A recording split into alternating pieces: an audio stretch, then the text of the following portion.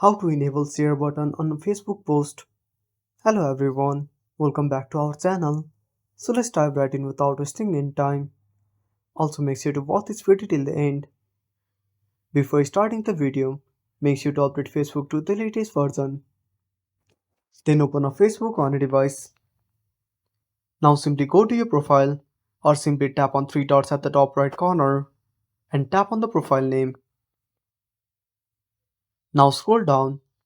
Now find the post in which you want to enable the share button. Now tap on three dots at the top right corner of the post. Now click on Edit Privacy. Now change the privacy to public and click on Save. Now scroll down and here you can find the share button. And that's it. Thanks for watching. Make sure to subscribe our channel and hit the bell icon.